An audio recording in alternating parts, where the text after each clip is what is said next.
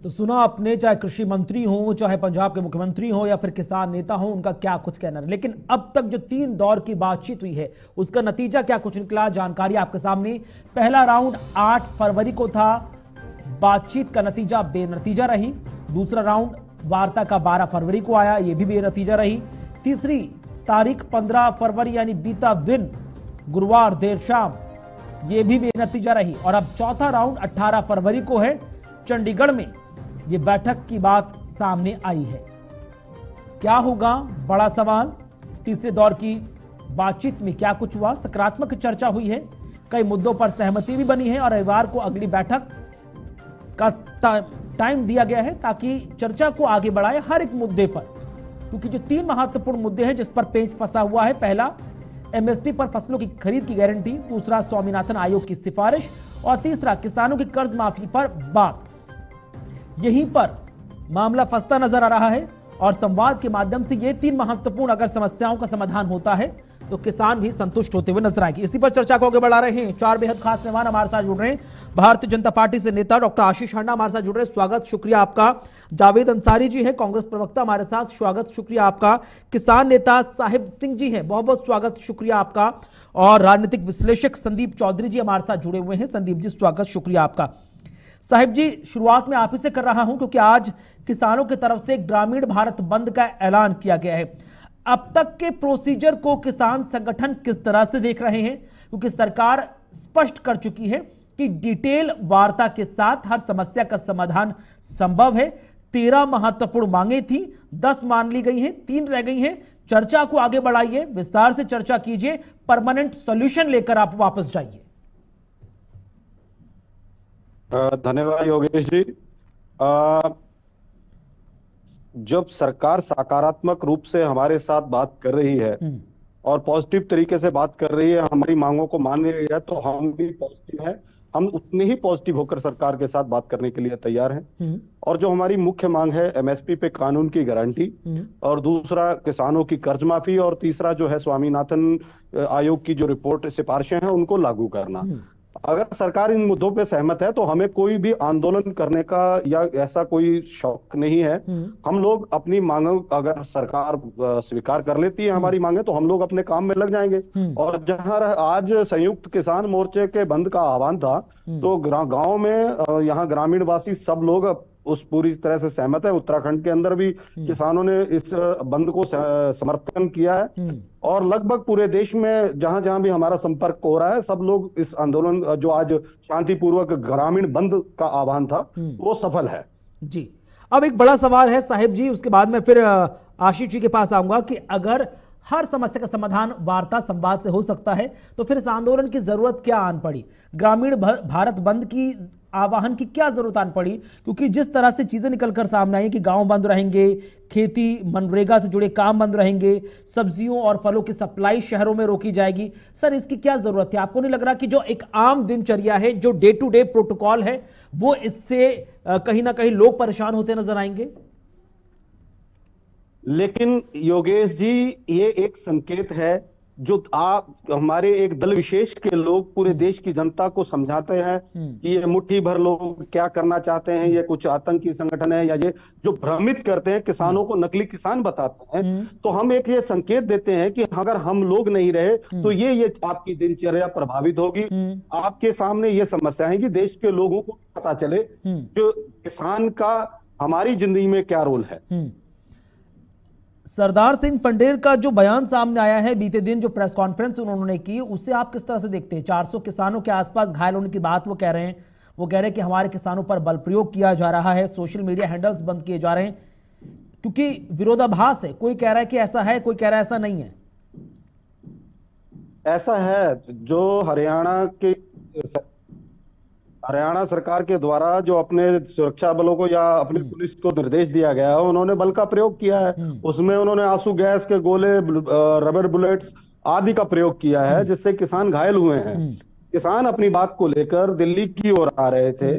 आप उनके साथ वार्ता करके आपको उनको दिल्ली आने दीजिए, कोई एक आध स्टेडियम प्रोवाइड करा देते, आप वहां बैठा देते, किसानों को आने दीजिए दिल्ली, ठीक है। और जो सरकार का जो एक शिष्टमंडल दल आज बात कर रहा है, वो बात करता रहता साथ में।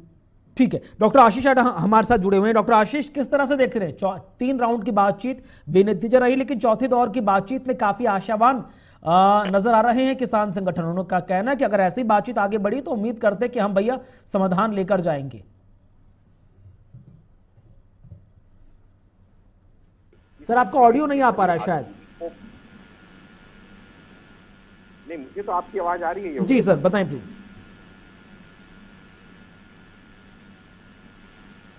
योगेश जी आवाज आ रही है आपको? जी आशीष जी बताएं प्लीज, अपनी बात रखें। जी जी जी योगेश जी, आपको सभी आदरणीय को पैनलिस्ट और आपके चैनल के सभी प्यारे प्यारे दर्शकों को भारतीय जनता पार्टी की तरफ से मेरे यानी डॉक्टर आशीष का प्यार भरा नमस्कार। सबसे पहले तो मैं अपने किसान नेता साहिब सिंह जी का दिल से आभार व्यक्त करता हूं कि जिस तरह से पॉजिटिविटी का उन्होंने आज डिबेट में जो अपना मुजाहरा दिखाया है, हम उसका तहे दिल से स्वागत करते हैं और रेसिप्रोकेट करने की भी पूरी प्रयास करेंगे। इसीलिए हमारे भी बार बार प्रयास यही है कि आपस में द्विपक्षीय वार्ता हो, जिसके लिए 8 फरवरी, 12 फरवरी, 15 फरवरी और 18 फरवरी की भी अगली डेट अब आ चुकी है। और इसी पॉजिटिविटी से हम दोनों पक्ष अगर एक दूसरे की बात सुनेंगे और ये समझेंगे कि अगर 15 में से ज्यादातर मांगे इससे 12 मान ली गई हैं और कुल 3 रह गई हैं, तो कहने का मतलब है हाथी निकल गया, पूंछ बाकी है। पॉजिटिविटी रखें, जरूर इसका निष्कर्ष निकलेगा। लेकिन यहाँ पे एक बात ये भी समझने की बड़ी जरूरी है, क्योंकि सरकार के सामने क्या दिक्कत आती है कि किसान ने झोली भर दी सरकार की वोट देके और दूसरी बार मोदी जी को पावर में लेके आए। लेकिन साथ ही में जब आपका एक डेमोक्रेटिक राइट है प्रदर्शन करने का, तो साथ ही में हमें यह भी समझना पड़ेगा कि डेमोक्रेटिक राइट को म्यूट करने का भी है एक आदमी का जो काम पे जाता है। डेमोक्रेटिक राइट उसका इमरजेंसी व्हीकल के निकलने का भी है। डेमोक्रेटिक राइट उसका ट्रेड करने का भी है। हम अपने डेमोक्रेटिक राइट के चक्कर में बाकी इमरजेंसी सर्विसेज को हॉल्ट कर दें, बिजनेस को हॉल्ट कर दें, गरीब लोगों की, रेडी वालों की, रिक्शा वालों की रोजी रोटी पे लात मार दें, तो मुझे लगता है कहीं ना कहीं हम अपनी बात मनवाते और पता नहीं कितनों का नुकसान कर रहे हैं। आप ये कहना चाह रहे हैं कि किसान अभी प्रेशर पॉलिटिक्स कर रहे हैं? मैं ये कहना चाह रहा हूं कि बात करने के लिए 5 लोग 10 लोग भी पर्याप्त हैं। 10,000 लोग नहीं चाहिए, 2,500 ट्रैक्टर नहीं चाहिए, 800 लॉरियां नहीं चाहिए। मैं ये कहना चाह रहा हूं कि भोले वाले किसानों के बीच में जब पॉलिटिकल वल्चरिज्म करने वाले लोग घुस जाते हैं, राहुल गांधी जैसे, जो ये कहते हैं कि हम पावर में आ गए तो हम एमएसपी लागू कर देंगे, जबकि वो भूल जाते हैं कि 2004 से लेकर 6 तक 4 बार इसको ठंडे बस्ते में डाला गया और 14 तक इसको निकाला ही नहीं गया ठंडे बस्ते से। ठीक है। तो 10 साल आप स्वामीनाथन की रिपोर्ट पे जम के बैठे रहे, आपने कुछ नहीं किया और आज आप सिर्फ आग में घी डालने का काम कर रहे हैं। मैं कहना चाहूंगा आम आदमी पार्टी को, जब पंजाब से किसानों के जत्थे निकले तो आपने उनको समझाने का, रोकने का कोई प्रयास नहीं किया।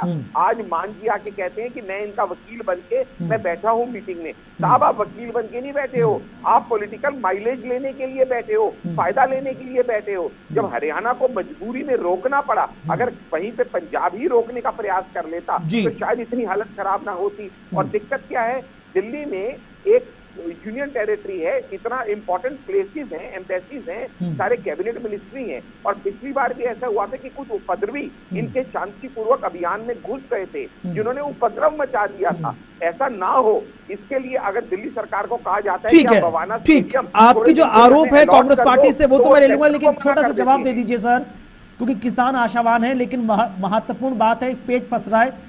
जो किसानों की जो टोटल कर्ज माफी है, क्या वो प्रैक्टिकल मांग है? और दूसरा महत्वपूर्ण मांग की एमएसपी पर जो गारंटी मांगी जा रही है पूरे देश में, क्या वो प्रैक्टिकल है? देखिए किसान मैं बता रहा हूं, पहली बात तो जो आपने बताया कि इनकी एक मांग जो कर्ज माफी है। देखिएगा, कर्ज माफी कभी भी परमानेंट नहीं होती। जब एक शब्द लगाते हैं कॉम्प्रिहेंसिव लोन वेवर, ये पॉसिबल नहीं है किसी भी सरकार के लिए, ना ये तर्क संगत है किसी भी देश की अर्थव्यवस्था के लिए। लोन में माफी दी जाती है अगर कोई आपदा आ जाती है जिसकी वजह से किसान वो लोन चुका नहीं पाते या कोई भी, तो लोन रेट कम कर दिए जाएं या उसमें कुछ ईज आउट कर दिया जाए। और इसमें भी स्टेट बहुत हद तक कारगर साबित होती है। सेंटर की भी फंड्स आते हैं, इसमें मैं मना नहीं करता, लेकिन आप कहें कि जितना भी लोन जिसने भी लिया, जितनी बार भी लिया, सारा माफ कर दिया जाए, तो ऐसे तो देश की अर्थव्यवस्था नहीं चलेगी। हर बार वो लोन लेगा, हर बार माफ कर देंगे, कितनी बार लेगा, कितना माफ कर देंगे। जावेद अंसारी जी, ये खुद सोचिए। एमएसपी, स्वामीनाथन आयोग, कर्ज माफी, ये समस्याएं आपकी पार्टी की सरकार के दौरान भी थी, आप लोग समस्याओं का समाधान नहीं कर पाए, और अब जब फिर से मामला कॉम्प्लिकेटेड होता हुआ नजर आ रहा है तो कांग्रेस पार्टी उसे और ज्यादा क्रूशियल बना रही है इस तरह के बयान देकर कि अगर हम सरकार में आ गए तो हम एमएसपी लागू कर देंगे। सर, ये सीधा आरोप कांग्रेस पार्टी। बिल्कुल लागू करेंगे, जो हम कहते हैं वो करके दिखाते हैं, और हमने कभी नहीं कहा था कि 2004 से 2014 तक हम लागू करेंगे। दूसरा, 205 सिफारिशें दी थी, 201 सिफारिशें दी थी स्वामीनाथन जी ने, जिसमें से 175 जो थी मांगे जो थी, कांग्रेस ने उस पर काम करके पूरा कर दिया था। कुछ जो 10 साल है उसमें भाजपा ने भी काम किया है, लेकिन जो मुख्य मांगे थी भाजपा ने काम नहीं किया है। दूसरा, जो इनके सबसे बड़े नेता हैं मोदी जी, उन्होंने, जो विश्व गुरु हैं, उन्होंने एमएसपी को लेकर हरियाणा में जहां पे किले गाड़ी गई हैं और वहां पे लोगों का, किसानों का रोका गया है, वहां पे क्या कहा था, जरा मुझे 10 सेकंड दे दीजिए, सुनिए विश्व गुरु को।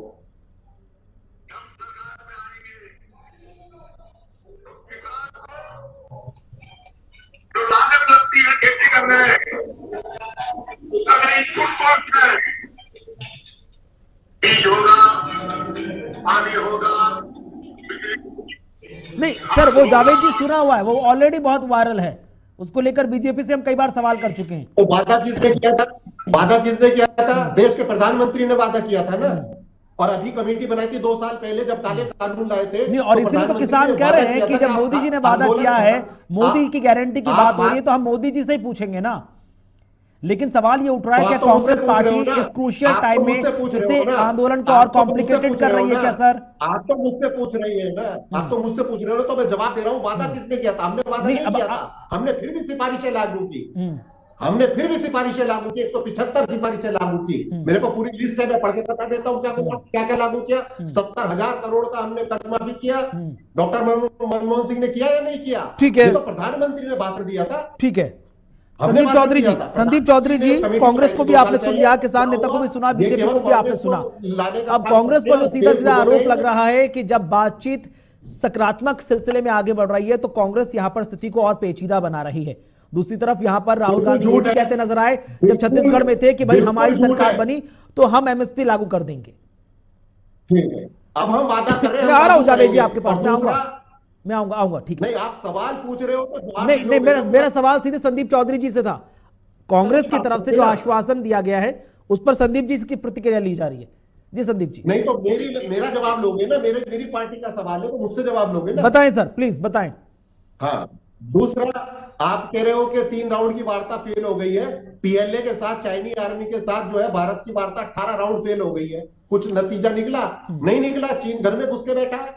तो वार्ता तो ये केवल टाइम पास करने के लिए कर रहे हैं। ठीक है, बदनाम ये किसानों को करते हैं। इनके नेता खालिस्तानी कहते हैं, आतंकवादी कहते हैं, और संसद में ही इन्होंने कहा, क्या कहा कि 700 किसान शहीद हो गए, हमें नहीं पता। और ये ऐसी सरकार है जिसने पेस्टिसाइड पे जीएसटी लगा दिया और खाद पे जीएसटी लगा दिया। 20,000 करोड़ का इंटरिम बजट में खाद सब्सिडी काट दिया। 11,290 किसानों ने पिछले साल सुसाइड की है। कौन जिम्मेदार है? 10 साल से ये है, कभी ये नेहरू को कोसते हैं, कभी ये गांधी परिवार को कोसते हैं, कभी कांग्रेस को कोसते हैं। आपको क्यों चुना गया? झूठ बोलने के लिए चुना गया आपको। ठीक है, वादे आप करते हो और सवाल हमसे करते हो। ठीक है, अब आपके कितने सवाल है वो बीजेपी से ले लूंगा सर। मैं अब आपके सारे सवाल बीजेपी से ले लूंगा, लेकिन संदीप जी बहुत देर से इंतजार कर रहे हैं। संदीप जी आपकी प्रतिक्रिया। देखिए कुणाल जी, जिस तरीके से बीजेपी और कांग्रेस के नेता लड़ रहे हैं, ये मुद्दा नहीं है। इनकी लड़ाई आपने देखा होगा, ये लगातार चलती रहती है, और कब कांग्रेस के नेता बीजेपी ज्वाइन कर लेते हैं और कब बीजेपी के कांग्रेस में चले जाएंगे पता नहीं चलता। लेकिन यह जैसे हमारे साथी साहिब सिंह बैठे हैं, इन्होंने कहा अगर वार्ता सही दिशा में बढ़ रही है, ऑलरेडी 2-3 बार वार्ता हो चुकी है, तो ये चीज इंपॉर्टेंट है। आपने केंद्रीय मंत्री को सुना कि सही दिशा में वार्ता हो रही है, किसान नेताओं को सुना, तो दोनों कहीं ना कहीं एक दूसरे से सेटिस्फाइड हैं। और ये इतना छोटा मुद्दा नहीं है, बहुत पेचीदा मुद्दा है। इसके अंदर बहुत सारे टेक्निकल पॉइंट्स हैं। ऐसा नहीं है कि किसी को थाने से छुड़ाना है, चल भाई सरकार ने ऑर्डर कर दिया उसको छोड़ दिया।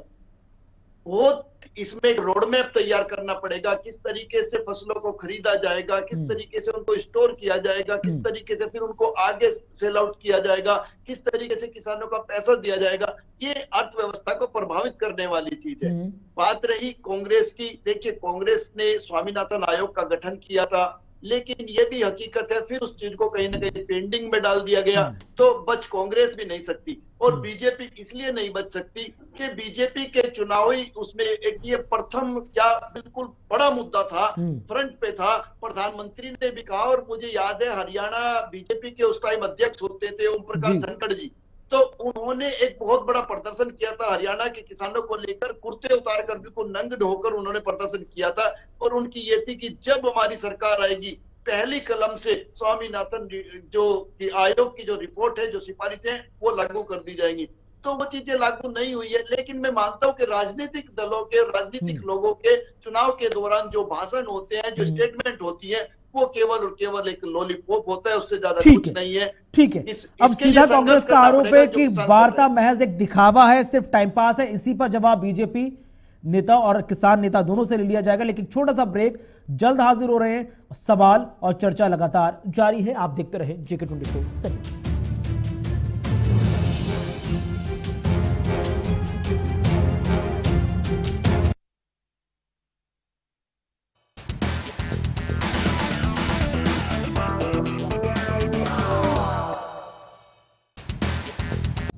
स्वागत है आपका ब्रेक के बाद। तो एक तरफ जहां ग्रामीण भारत बंद का ऐलान किसान संगठनों की तरफ से किया गया है, वहीं आप दूसरी तरफ चौथे राउंड की वार्ता चंडीगढ़ में होने जा रही है आने वाले रविवार को। लेकिन इसी बीच कांग्रेस की तरफ से बीजेपी पर सीधा आरोप लगाया। आशीष जी, मैं आप ही के पास आ रहा हूं, क्योंकि यहां पर जावेद जी सीधा कहते नजर आया कि भैया वार्ता सिर्फ दिखावा है, और किसानों को एंटी नेशनलिस्ट का जो टैग है वो भी बीजेपी ने ही दिया था।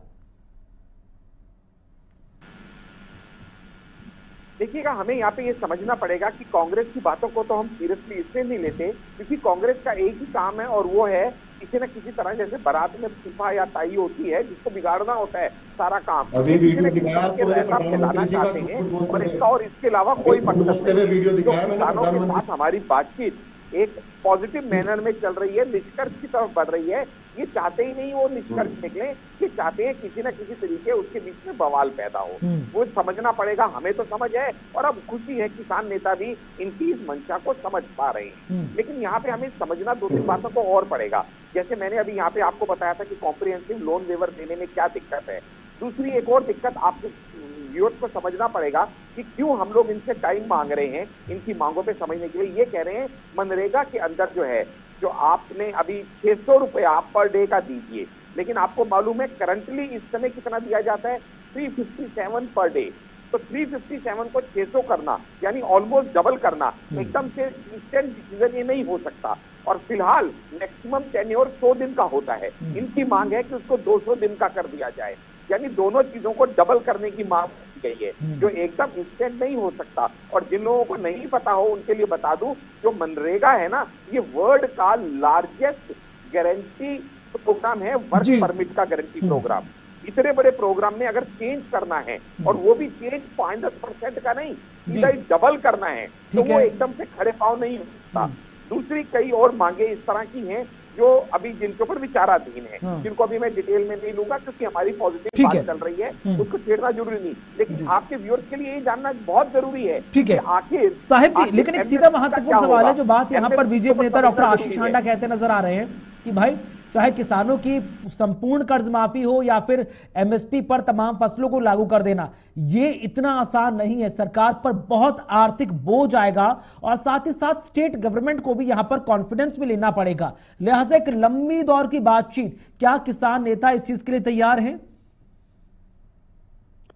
कुणाल जी, मैं बीजेपी के प्रवक्ता महोदय से बताना चाहूंगा कि अगर देश को कारपोरेट का 12 लाख करोड़ रुपए का लगभग कर्ज माफ करने के बाद कोई असर नहीं पड़ा, या कारपोरेट को दी गई सुविधाओं से कोई फर्क नहीं पड़ा, और मजदूर किसानों को अगर आप थोड़ी सी, अगर पिछली बार का आप संपूर्ण कर्ज माफी देखें तो मात्र 17,000 करोड़ रुपए में ये माफ हो गया था पूरा कर्ज। अब अगर इससे ज्यादा 1 लाख करोड़ के करीब पूरा कर्ज है, तो इससे कोई फर्क नहीं पड़ेगा। देश बहुत बड़ा है, विशाल है। आपकी सरकार का यह दावा है कि हम विश्व की 5वीं सबसे बड़ी अर्थव्यवस्था है। लेकिन तो आप अपने जो सबसे अगले 2 साल बाद फिर किसान नेता आंदोलन करेंगे और हम फिर कर्ज माफी करेंगे, फिर 2 साल बाद करेंगे, फिर किसानों को देख के बाकी व्यापारी करेंगे। तो आप तो किसान तो आशीष जी ये कह रहे हैं कि जब उद्योगपतियों का हजारों करोड़ों का माफ हो सकता है तो किसानों का एमएसपी के कानून की गारंटी मांग रहे हैं हम लोग। आपने एमएसपी के कानून की गारंटी दे दी, आप एमएसपी कानून बना दीजिए ताकि हम जो कर्ज लें वो लौटा सकें। जो हम बैंकों से कर्ज लेते हैं हम क्यों नहीं लौटा पाते? समय की मार, फसल की मार, जवाब दे रहा हूं सर, मैं आपका जवाब दे रहा हूं। मारे हम पर पड़ जाती हैं। यहाँ पे संतुष्ट करने के लिए बैठा हूँ।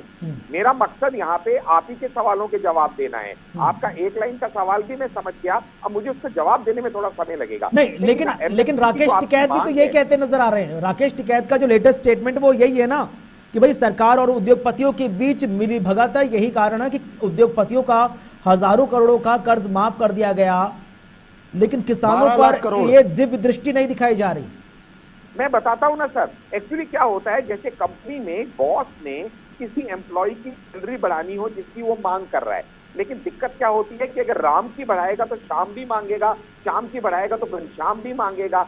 एक दिक्कत ये होती है। दूसरी दिक्कत कि एक साथ सैलरी बढ़ाने की बजाय वो हो सकता है थोड़ी सैलरी बढ़ा दे, थोड़ा ट्रांसपोर्ट अलाउंस बढ़ा दे, थोड़ा फेस्टिवल एडवांस बढ़ा दे, ये भी तरीके होते हैं। अब जो स्वामीनाथन की आयोग की रिपोर्ट है वो अपने आप में ये कहती है कि किसानों का जो लेवल है वो इम्प्रूव होना चाहिए, उनकी इनकम बढ़नी चाहिए, उनके अंदर खुशहाली आनी चाहिए, जिसके लिए एमएसपी @P2+50 का प्रावधान है। अगर वो देना एकदम से हमें लगता है हमारे लिए पॉसिबल नहीं हो पा रहा है, तो हम क्या कर रहे हैं, हम उसके साथ में पीएम किसान फसल योजना दे रहे हैं, जिसमें 12 करोड़ बेनिफिशरीज को अब तक 3 लाख करोड़ रुपया दिया जा चुका है।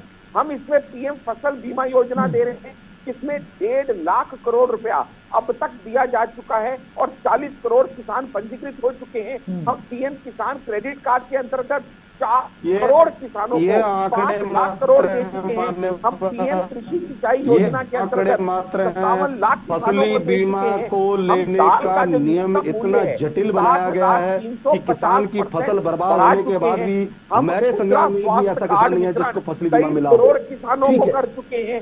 हम CAM के माध्यम से 1260 मंडियों को जोड़ चुके हैं। गैर बासमती चावल के, ठीक है जावेद जी बहुत देर से कुछ कहना चाह रहे हैं। ठीक है आशीष जी, अब ये सारे कदम जो हैं ये मोदी सरकार ने किसानों के उत्थान के लिए तो ठीक है सर, ठीक है जावेद जी को सुन लीजिए, क्योंकि आप जो तमाम फैसिलिटीज किसानों को देने की बात कह रहे हैं कि भाई ये मोटी मोटी चीजें हासिल नहीं हो पाई, लेकिन बाकी चीजें भी हैं ऑन द सेम प्लेटफॉर्म। ठीक है जावेद जी आपका स्टैंड। मैं आ रहा हूँ आशीष जी आपके पास। प्रधानमंत्री फसल बीमा योजना की इन्होंने बात की। 40,000 करोड़ रुपया इंश्योरेंस कंपनी ने शुरू के 5 साल में कमाया है। आज किसान उसका प्रीमियम नहीं भर पा रहा है, ये सच्चाई है प्रधानमंत्री फसल बीमा योजना की। 20,000 करोड़ की खाद सब्सिडी इन्होंने काट दी। पहले 2014 में डीजल जो था 50 से 55 रुपए आता था डीजल, आज 90 रुपए आ रहा है। और जो डीएपी खाद का बोरा आता था वो 600 रुपए का आता था, आज 1200 रुपए का आ रहा है। और इसमें हम आपसे मात्र कुछ रुपए लेके हम आपका कर देते हैं। मैं आपको बीच में बोला था, ये क्या तरीका है? ठीक है जावेद जी अपनी बात पूरी कीजिए प्लीज प्लीज। जैसे सच्चाई बोलते हैं ना बीच में टोकना शुरू कर देते हैं ये। मैंने अभी आपको वीडियो दिखाया कि स्वामीनाथन जी ने 201 रिकमेंडेशन दी थी। 10 साल में कांग्रेस पार्टी ने 175 रिकमेंडेशन को पास किया, उस पर काम किया। और बीजेपी ने 10 साल में केवल 23 रिकमेंडेशन पे काम किया। और जो 2 मुख्य है उस पे ही प्रधानमंत्री ने वादा किया था 2 साल पहले। गिनवा दीजिए ना, मैंने बताया ना, पीएम किसान योजना, पीएम फसल बीमा योजना, पीएम क्रेडिट कार्ड, पीएम कृषि सिंचाई योजना, आपने क्या लागू की थी बताइए। ये इंश्योरेंस, अरे आप बताइए ना आपने क्या लागू किया था?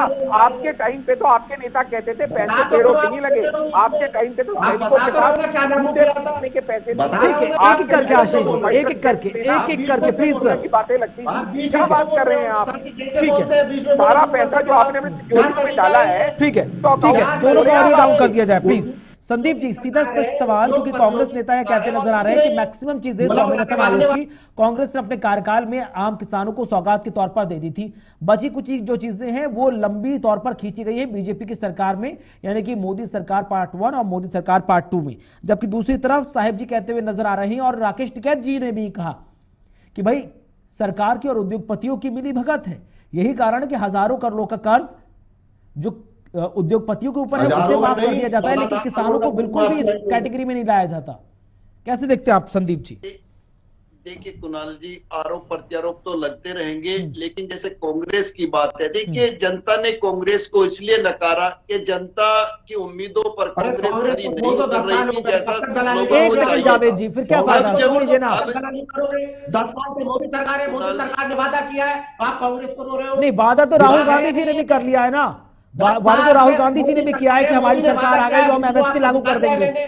आप कांग्रेस को रो रहे हो। नहीं, मैं तो इसलिए भी कह रहा हूं कि आपके नेता भी वादा कर रहे हैं ना, आपके नेता भी तो वादा कर रहे हैं, तो आप भी उसी कैटेगरी में। एक सेकंड सर, डाउन कीजिए इनका ऑडियो प्लीज। संदीप जी, आप अपनी बात पूरी कीजिए, ये बहुत चीज गलत लगती है। कुणाल जी, कांग्रेस की इस जगह पहुंचने में इनके बोलने का तरीका है। अगर ये अच्छे से बोलते, अच्छे से वार्तालाप करते, लोगों को सेटिस्फाई करते, तो मेरे ख्याल से कांग्रेस गर्त में नहीं जाती। इस तरीके से बोलना, ऐसा व्यवहार करना, ये लोगों को पसंद नहीं आता। लोगों ने बीजेपी को चुना, लेकिन बीजेपी भी तब तक ही रह सकती है जब तक लोगों को उम्मीद है। जिस दिन लोगों की उम्मीद टूटने लगेगी, जो किए गए वादे पूरे नहीं हो रहे हैं, क्योंकि बीजेपी हर जगह नहीं है। मैं आपको बताऊं, बीजेपी केरला में नहीं है, बीजेपी तमिलनाडु में नहीं है, बीजेपी आंध्रा में नहीं है, बीजेपी तेलंगाना में नहीं है, बीजेपी हिमाचल में नहीं है, बीजेपी पंजाब में नहीं है, बीजेपी दिल्ली में नहीं है, बीजेपी बंगाल में नहीं है। ऐसे तमाम स्टेट है हिंदुस्तान के जहां बीजेपी नहीं है। अगर टिका रहना है तो लोगों का दिल जीतना पड़ेगा, जो वादे हैं, जो किसानों की समस्या है, उनको हल करना पड़ेगा। तो टिके रहने के लिए आपको परफॉर्म करना पड़ेगा। आज प्लेटफॉर्म बीजेपी के पास है, बीजेपी, मुझे लगता है कुछ ना कोई रास्ता निकलेगा। ठीक है, ठीक है। सरदार साहिब जी, अब आने वाले वक्त में क्या रणनीति किसान संगठन बनाते नजर आ रहे हैं? अगर रविवार को जो वार्ता है वो भी आगे चलेगी, क्या वहां पर निष्कर्ष की उम्मीद की जा रही है, या आने वाले वक्त में हम उम्मीद करें कि किसान संगठन तैयार हैं कि लंबी बातचीत चलेगी, कोई दिक्कत नहीं है, लेकिन एक अच्छा कंक्लूजन निकले? देखिए, हम लोग किसान हैं कुणाल जी। हम बीज बोने के बाद 6 महीने इंतजार करते हैं, तब फसल तैयार होकर घर आती है। हमने अपनी मांगों को रख दिया है। सरकार जितना चाहे लंबी वार्ता करे, जब तक हमारी बातें मान नहीं लेगी, हम घर वापस जाने वाले नहीं हैं। हम सरकार से सकारात्मक और अपनी मांगों को मनवा कर ही लौटेंगे, लेकिन शांतिपूर्वक तरीके से हम अपनी मांगों को रखते रहेंगे। ठीक है। अब दूसरा यह है कि सरकार मंडल सरकार से सरकारी विज्ञापनों पर करोड़ों रुपए खर्च कर देती है। कभी नहीं बताते ये लोग जनता को कि सरकार का इतना बड़ा बजट विज्ञापनों पे खर्च होता है। जब किसान को देने की बात आती है, मजदूर को देने की बात आती है, तो आर्थिक रोना शुरू हो जाता है। ये बात जो है समझ से परे है। अब जो सरकार बनेगी, जो हमारे देश में आना चाहेगा, तो किसानों को, मजदूरों की बात को मानना ही होगा। ठीक है, मैं आशीष जी से सवाल ले लूंगा, लेकिन सीधा स्पष्ट सवाल जो आशीष जी भी कहते नजर आए कि जब बातचीत के लिए सकारात्मक तौर पर किसान राजी हैं, लंबी बातचीत चलेगी, कोई दिक्कत नहीं है, तो फिर इतने बड़े जमघट की बॉर्डर्स पर क्या जरूरत थी? ये प्रेशर पॉलिटिक्स है कि नहीं है? अगर जब बातचीत चल रही है, एक के बाद एक डेट दी जा रही है, कंक्लूजन निकल रहा है, तो बाकियों को घर भेज दीजिए। किसान है, पीड़ित है, पीड़ित किसान है, वो अपने दर्द को लेकर अपने जो उनके नेता हैं, जहां उनके जो पदाधिकारी यूनियंस हैं, उनके साथ चल देते हैं, और वो एक दूसरे के साथ चलते हैं। किसानों का जो नेचर है, प्रकृति है, वो साथ काम करने की है। हम खेतों में भी एक दूसरे का हाथ बटाते हैं, और अपनी मांगों को लेकर भी सारे इकट्ठे हैं। ठीक है, डॉक्टर आशीष आंडा, सीधे आपका जवाब। मैं सबसे पहले तो कहूंगा कि आज जिस बढ़िया माहौल में आज आप डिबेट करवा रहे हैं, और हमारे किसान नेता, हमारे किसान भाई जिस मैच्योरिटी का इस समय उदाहरण दे रहे हैं, उसके लिए सच में उनको सैल्यूट करने का मन कर रहा है। लेकिन साथ में हमें ये भी समझना पड़ेगा कि देखिएगा, जैसे किसान हमारे लिए पूजनीय है, हम उसको अन्नदाता कहते हैं। जरा सोच के देखिएगा, मैं अपने किसान भाई से ही पूछता हूँ, इसी देश में, हमारी संस्कृति में डॉक्टर को भी पूजनीय कहा जाता है, शिक्षक को भी बड़ा ऊंचा दर्जा दिया जाता है। हमें सबको साथ लेके चलना है। अगर हम सिर्फ एक की बात मान लेते हैं ना, तो कल दूसरा प्रदर्शन ना करे कि भाई मेरे भी मांग मानो, नहीं तो मैं भी सड़क पे बैठ जाऊंगा। सरकार को ये सब भी देखना होता है। अब देखिएगा, उन सब की जो इनकम है वो टैक्सेबल होती है। बिल्कुल, अब देखना बेहद खास है कि रविवार को जो समय दिया गया है, तारीख दी गई है, जगह दी गई है, यहाँ पर जो चौथे राउंड की वार्ता है वो कितनी सकारात्मक तौर पर आगे बढ़ेगी, किसान कितना संतुष्ट होते हुए नजर आएंगे और सरकार कितना संतुष्ट कर पाएगी। बहुत बहुत शुक्रिया आप चारों खास मेहमानों का हमारे साथ चर्चा में शामिल होने के लिए। समय इतनी ही इजाजत दे रहा था, और अब सीधे रुख करते हैं हरियाणा के रेवाड़ी की तरफ, जहां पर एक भव्य कार्यक्रम चल रहा है, जहां पर मुख्यमंत्री मनोहर लाल, साथ ही साथ प्रधानमंत्री नरेंद्र मोदी भी इस वक्त मौजूद हैं। सीधी लाइव तस्वीरें आपकी टीवी स्क्रीन के माध्यम से आपकी करतल ध्वनि, आपकी तालियों की आवाज खूब सारी आनी चाहिए मंच तक। इस वंदन अभिनंदन में मुख्यमंत्री